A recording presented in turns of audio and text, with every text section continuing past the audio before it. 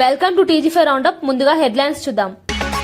సిరిసిల్లలో కేటీఆర్ వాహనాన్ని తనిఖీ చేసిన అధికారులు. ఎన్నికల కోర్టుకు పూర్తిగా సహకరించిన కేటీఆర్. తనిఖీలు సాధారణ ప్రక్రియనన్న కేటీఆర్ వ్యాఖ్య. అభివృద్ధి ఆధారంగా ప్రజలు తీర్పు ఇస్తారన్న విశ్వాసం. రేకుర్తిలో సమ్మక్క సారలమ్మను దర్శించిన పొన్నం. రాష్ట్ర ప్రజల శ్రేయస్సు కోసం అమ్మవార్లకు పూజలు. మేడారం జాతరను ఘనంగా నిర్వహిస్తామన్న మంత్రి. భక్తుల భద్రతకే ప్రభుత్వ ప్రాధాన్యమన్న పొన్నం. నల్గొండను ఎడ్యుకేషన్ హబ్ గా మారుస్తామన్న మంత్రి. విద్యారంగంలో విప్లవాత్మక మార్పులపై ప్రభుత్వ లక్ష్యం. యువత ఉపాధికి విద్యను అనుసంధానిస్తామన్న హామీ. మేధో సంపత్తి పెంపే నల్గొండ అభివృద్ధి లక్ష్యమన్న కోమటిరెడ్డి.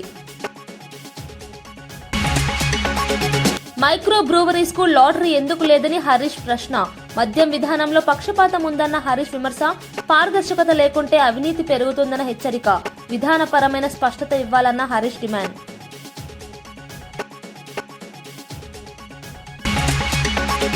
రాబోయే మున్సిపల్ ఎన్నికల్లో నిజామాబాద్ పార్లమెంట్ పరిధిలోని అన్ని మున్సిపాలిటీల్లో కాంగ్రెస్ పార్టీ ఘన విజయం సాధిస్తుందని కాంగ్రెస్ నేతలు ధీమా వ్యక్తం చేస్తున్నారు.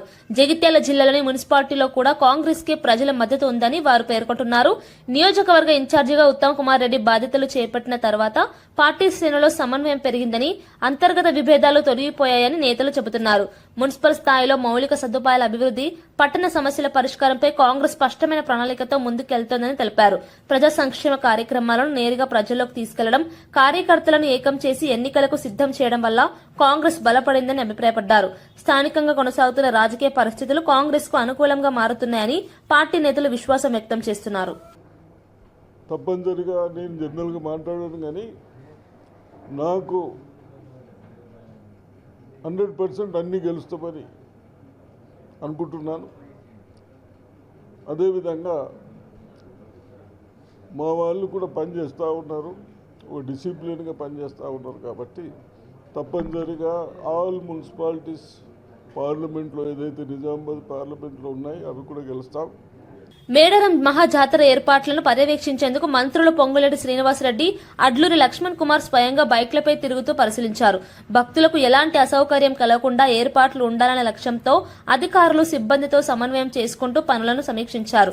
రహదారులు, తాగునీరు, విద్యుత్, వైద్య సదుపాయాలు, పారిశుద్ధ్య ఏర్పాట్లపై ప్రత్యేక దృష్టి పెట్టాలని ఆదేశించారు. జాతరకు వచ్చే లక్షలాది మంది భక్తుల భద్రతే ప్రధాన లక్ష్యమని మంత్రులు స్పష్టం చేశారు. ట్రాఫిక్ నియంత్రణ, వాహనాల పార్కింగ్, అత్యవసర సేవల విషయంలో లోపాలు లేకుండా చర్యలు తీసుకోవాలని అధికారులు హెచ్చరించారు. రాష్ట్ర ప్రభుత్వం జాతరను ప్రతిష్టాత్మకంగా నిర్వహించేందుకు అన్ని వనరులను వినియోగిస్తోందని తెలిపారు. మంత్రుల ప్రత్యక్ష పర్యటనతో ఏర్పాట్లపై అధికార యంత్రాంగం మరింత అప్రమత్తమైంది.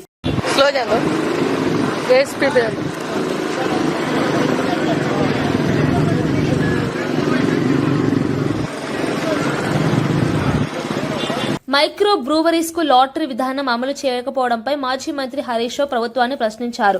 మద్యం దుకాణాలకు లాటరీ విధానం వర్తింపజేస్తున్నప్పుడు మైక్రో బ్రూవరీస్ విషయంలో అదే నిబంధనలు ఎందుకు పాటించట్లేదని ఆయన నిలదీశారు. ఈ విధానంలో పారదర్శకత లేకపోతే అవినీతి, పక్షపాతం చోటు చేసుకునే అవకాశాలున్నాయని వ్యాఖ్యానించారు. ప్రభుత్వ నిర్ణయాల్లో స్పష్టత లేకపోవడం వల్ల కొందరికి మాత్రమే లాభం చేకూరుతుందని విమర్శించారు. మైక్రో బ్రూవరీస్ కు సంబంధించి విధానపరమైన లోపాలను సరిదిద్దాలని, సమానత్వం పాటించాలని డిమాండ్ చేశారు. ప్రజలకు, వ్యాపార వర్గాలకు సమాధానం చెప్పాల్సిన బాధ్యత ప్రభుత్వానిదేనని పేర్కొన్నారు. ఈ అంశంపై ప్రభుత్వం స్పష్టమైన విధాన ప్రకటన చేయాలని ఆయన కోరారు.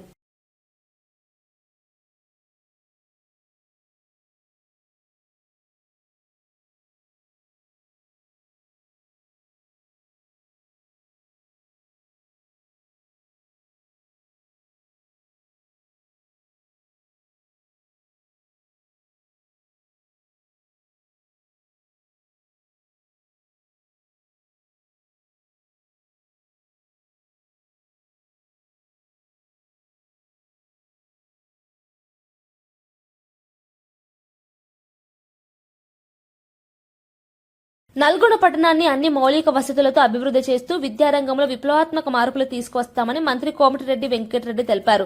నల్గొండను రాబోయే రోజుల్లో ఎడ్యుకేషన్ హబ్ గా మార్చడమే లక్ష్యంగా ప్రభుత్వం పనిచేస్తుందన్నారు.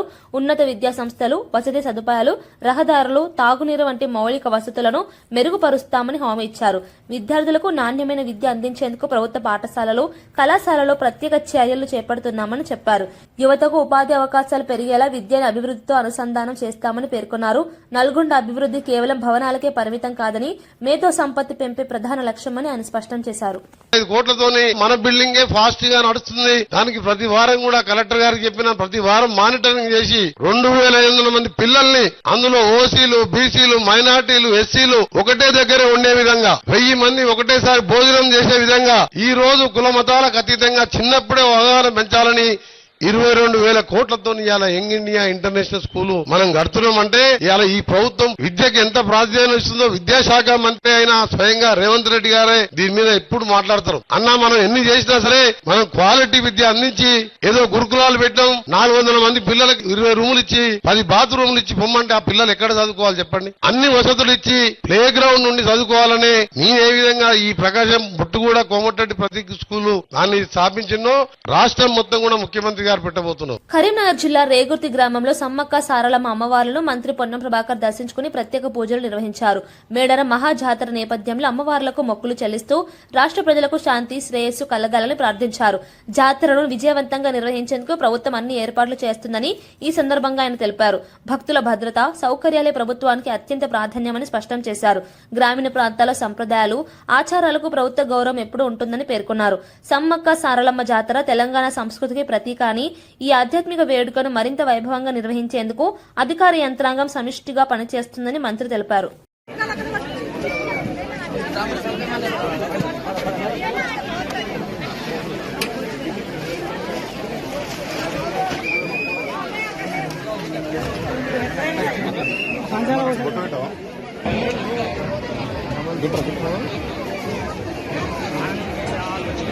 నిజామాబాద్ పార్లమెంట్ పరిధిలోని అన్ని మున్సిపాలిటీలతో పాటు జగిత్యాల అసెంబ్లీ నియోజకవర్గంలోని మున్సిపాలిటీలో కాంగ్రెస్ పార్టీ ఘన విజయం సాధిస్తుందని కాంగ్రెస్ నేతలు ధీమా వ్యక్తం చేస్తున్నారు.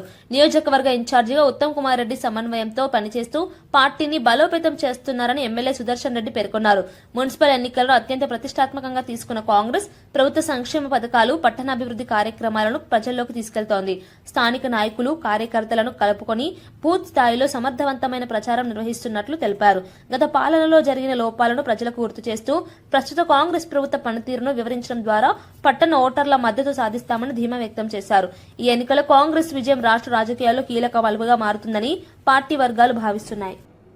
నిజామాబాద్ మున్సిపాలిటీలో 4 మున్సిపాలిటీ అండ్ జగిత్యాలలో అక్కడ కూడా 4 ఉన్నాయి, 5 మున్సిపాలిటీస్. ఇవన్నీ ఉత్తమ్ కుమార్ రెడ్డి గారు నిజామాబాద్ పార్లమెంట్ ఇన్ఛార్జిగా వచ్చిన తర్వాత అందరినీ యూనిటీగా చేస్తూ ఈరోజు 3వ మీటింగ్ పెట్టడం జరిగింది. తప్పనిసరిగా నేను జనరల్గా మాట్లాడాను, కానీ నాకు 100% అన్నీ గెలుస్తామని అనుకుంటున్నాను. అదేవిధంగా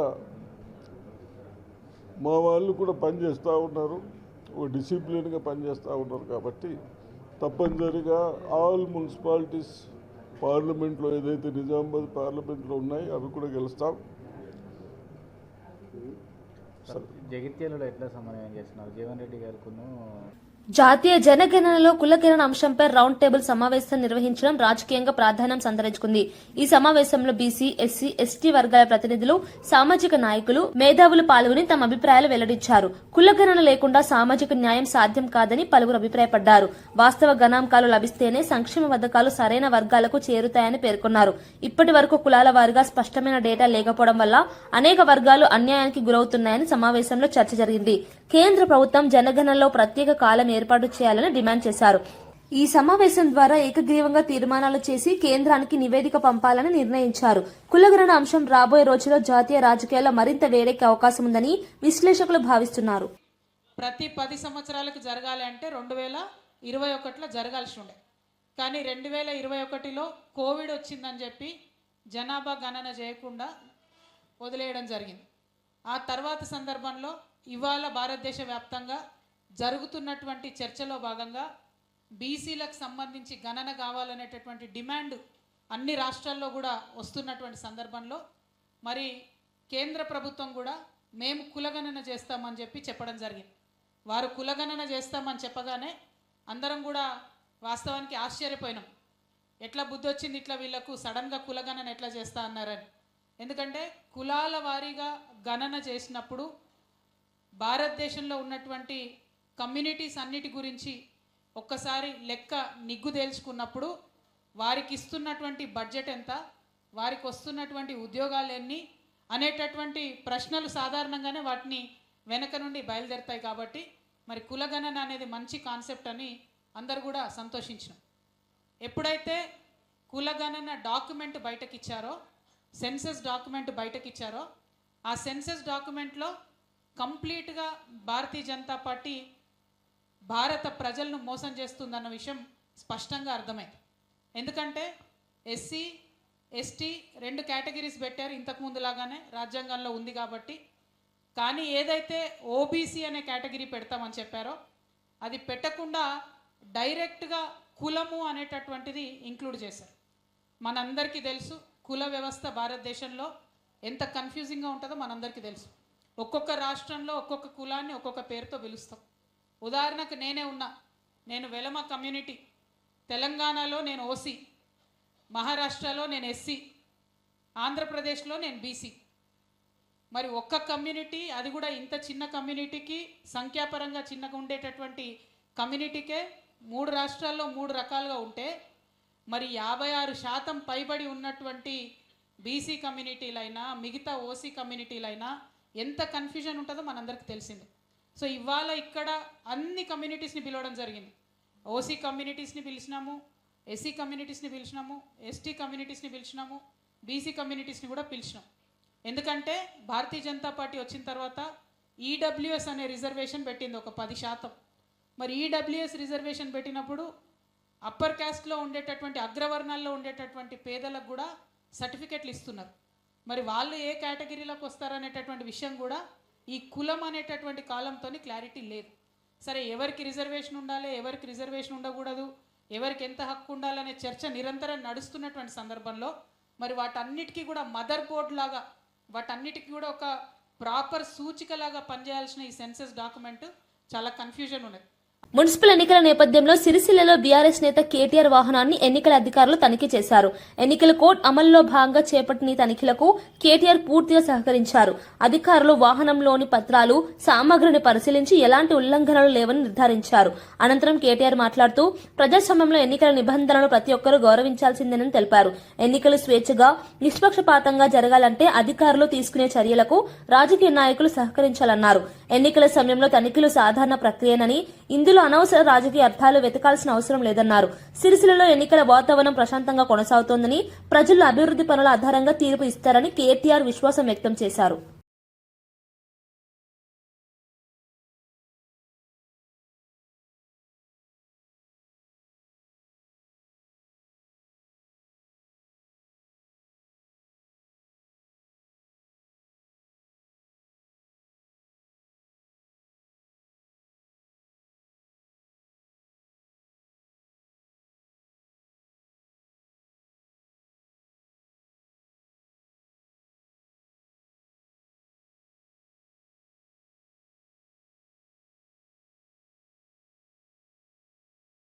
మహారాష్ట్ర బారామతిలో డిప్యూటీ సీఎం అజిత్ పవార్ కు కేంద్ర హోంశాఖ మంత్రి అమిత్ షా, మహారాష్ట్ర సీఎం దేవేంద్ర ఫడ్నవీస్ ఘనంగా శ్రద్ధాంజలి ఘటించారు.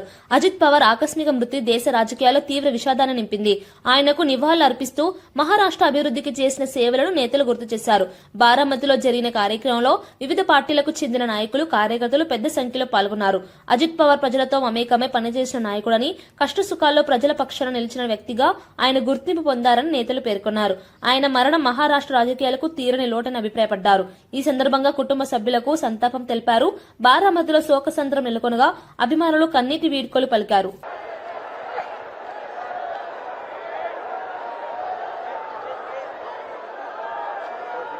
रस्ते वाहतूक व महामार्ग केंद्रीय मंत्री नितीनजी गडकरी साहेब, सध्या देवेंद्रजी फडणवीस राज्याचे मुख्यमंत्री,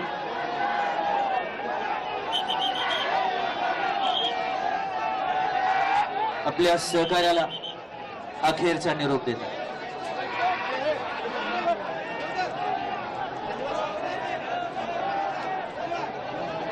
అంతర్జాతీయ మార్కెట్లో రికార్డు స్థాయి లాభాలు, పెట్టుబడిదారుల నుంచి భారీ డిమాండ్ నేపథ్యంలో బంగారం, వెండి ధరలు జీవితకాల గరిష్ట స్థాయికి చేరాయి. గ్లోబల్ ఆర్థిక అనిశ్చితి, ద్రవ్యోల్బణ భయాలు, డాలర్ మారక విలువలో మార్పులు ఈ ధరల పెరుగుదలకు ప్రధాన కారణాలుగా విశ్లేషకులు చెబుతున్నారు. పెట్టుబడిదారులు సురక్షిత పెట్టుబడిగా బంగారాన్ని ఆశ్రయించడంతో డిమాండ్ భారీగా పెరిగింది. దేశీయ మార్కెట్లలోనూ తులం బంగారం ధర రికార్డు స్థాయిని నమోదు చేయగా వెండి ధరలు కూడా అదే బాటలో సాగుతున్నాయి. వివాహాలు, పండుగల సీజన్ సమీపిస్తున్న వేళ ధరల పెరుగుదల వినియోగదారులకు ఆందోళనకు గురిచేస్తోంది. అయితే దీర్ఘకాలిక పెట్టుబడిగా బంగారం మంచి ఎంపికేనని నిపుణులు సూచిస్తున్నారు. రాబోయే రోజుల్లోనూ ధరలు హెచ్చు తగ్గులకు లోనయ్యే అవకాశం ఉందని అంచనా వేస్తున్నారు.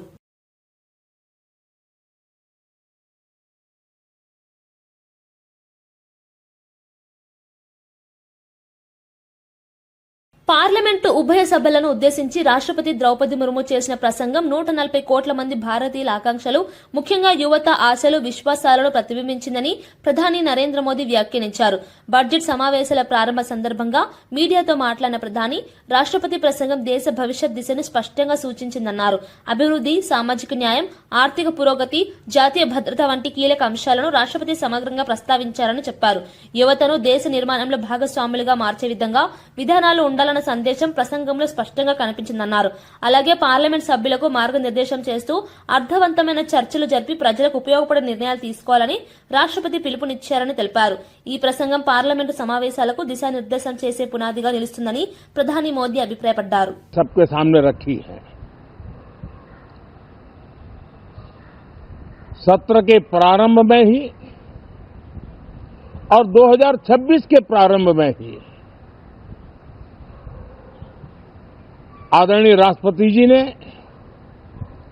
सांसदों से जो अपेक्षाएं व्यक्त की हैं,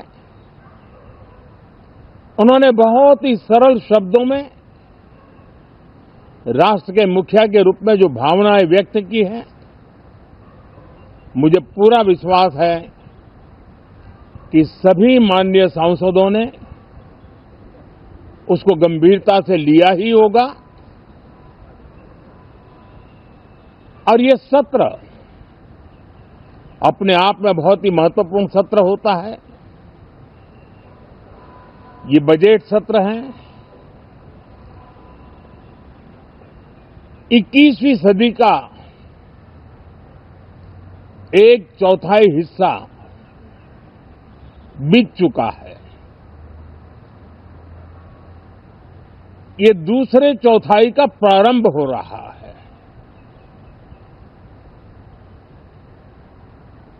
और 2047 विकसित भारत के लक्ष्य को प्राप्त करने के लिए ये महत्वपूर्ण 25 वर्ष का दौर आरंभ हो रहा है और ये दूसरे क्वार्टर का, इस शताब्दी की दूसरे क्वार्टर का ये पहला बजट आ रहा है। మరోసారి హెడ్లైన్స్ చూద్దాం. సిరిసిల్లలో కేటీఆర్ వాహనాన్ని తనిఖీ చేసిన అధికారులు. ఎన్నికల కోర్టుకు పూర్తిగా సహకరించిన కేటీఆర్, తనిఖీలు సాధారణ ప్రక్రియనన్న కేటీఆర్ వ్యాఖ్య. అభివృద్ధి ఆధారంగా ప్రజలు తీర్పు ఇస్తారన్న విశ్వాసం. రేకుర్తిలో సమ్మక్క సారలమ్మను దర్శించిన పొన్నం, రాష్ట్ర ప్రజల శ్రేయస్సు కోసం అమ్మవార్లకు పూజలు. మేడారం జాతరను ఘనంగా నిర్వహిస్తామన్న మంత్రి, భక్తుల భద్రతకే ప్రభుత్వ ప్రాధాన్యమన్న పొన్నం. నల్గొండను ఎడ్యుకేషన్ హబ్ గా మారుస్తామన్న మంత్రి, విద్యారంగంలో విప్లవాత్మక మార్పులపై ప్రభుత్వ లక్ష్యం. యువత ఉపాధికి విద్యను అనుసంధానిస్తామన్న హామీ. మేధో సంపత్తి పెంపే నల్గొండ అభివృద్ధి లక్ష్యమన్న కోమటిరెడ్డి. మైక్రో బ్రూవరీస్ కు లాటరీ ఎందుకు లేదని హరీష్ ప్రశ్న. మద్యం విధానంలో పక్షపాతం ఉందన్న హరీష్ విమర్శ. పారదర్శకత లేకుంటే అవినీతి పెరుగుతుందన్న హెచ్చరిక. విధానపరమైన స్పష్టత ఇవ్వాలన్న హరీష్ డిమాండ్.